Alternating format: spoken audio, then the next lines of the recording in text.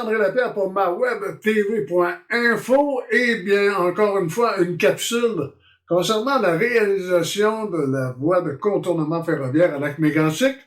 Pour ou contre les arguments, Daniel Poulain, bonjour. Bonjour. Daniel, écoute, il y a des gens qui contestent à l'heure actuelle le voie de contournement. Il y a plusieurs personnes là, qui ont des terrains, qui viennent de se procurer des terrains.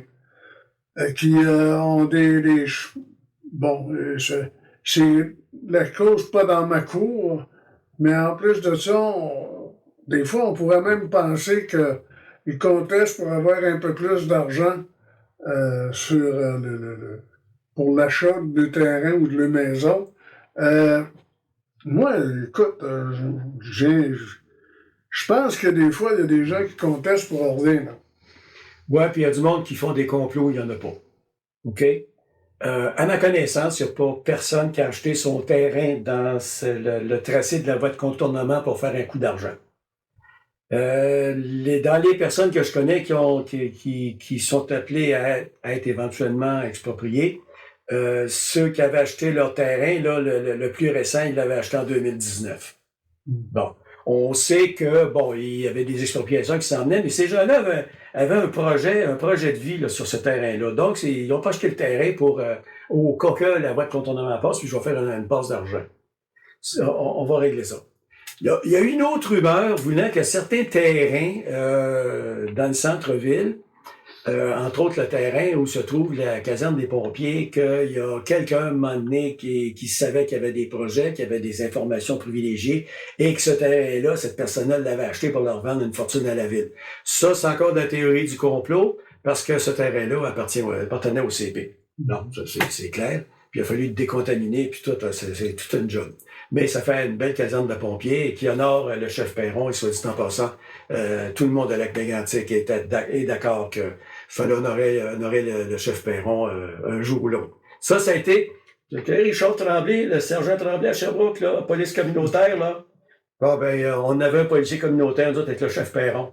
Okay. Je vous en passe un papier, il y a toutes sortes d'histoires sur le chef Perron. On en reparlera une autre fois. Parce qu'il y a des histoires drôles avec ça.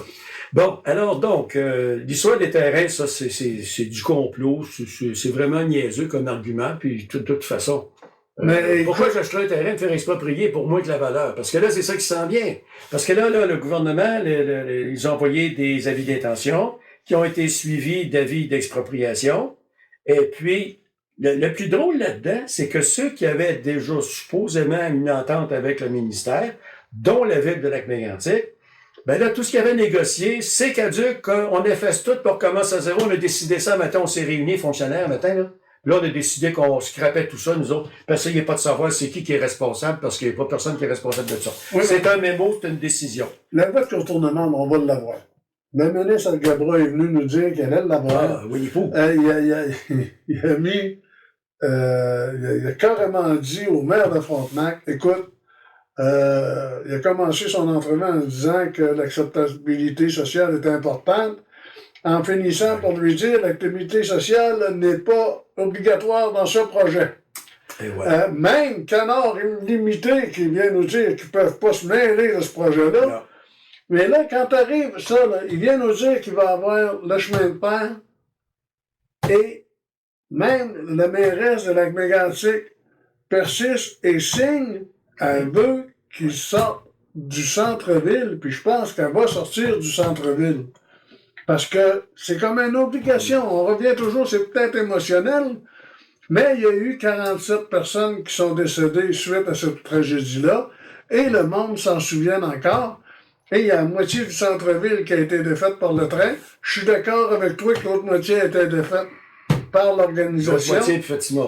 Mais les gens ne veulent plus le chemin de fer au centre-ville. C'est pas vrai, ça m'arrête là. Dans un sondage très sérieux, contrairement à ce que prétend Mme Morin, le sondage était très sérieux, 70% des répondants ont dit le train, c'est parce que là, moi, le problème que j'ai avec ça, là, c'est qu'il y a 70% de la population dans un sondage qui a dit on n'en veut pas. La mairesse ne veut pas faire de référendum parce que ça, ce dossier-là, c'est politique, point final à la ligne.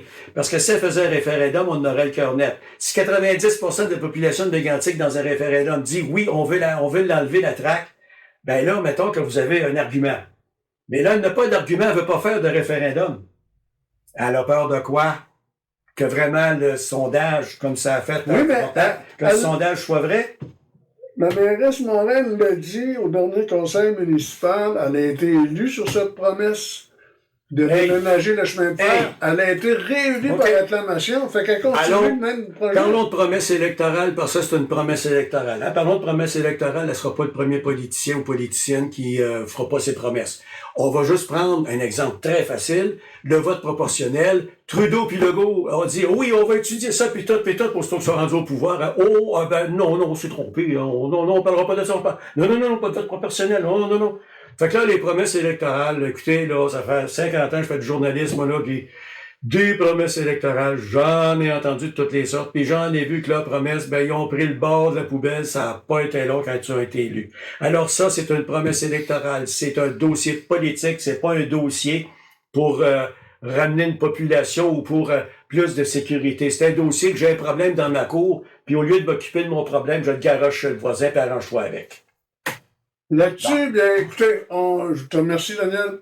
De rien. Je vous rappelle encore une fois que vous pouvez nous écrire vos commentaires sous cette vidéo, ou encore vous avez des arguments pour ou contre la construction de la voie ferroviaire de contournement ici à Lac-Mégantic.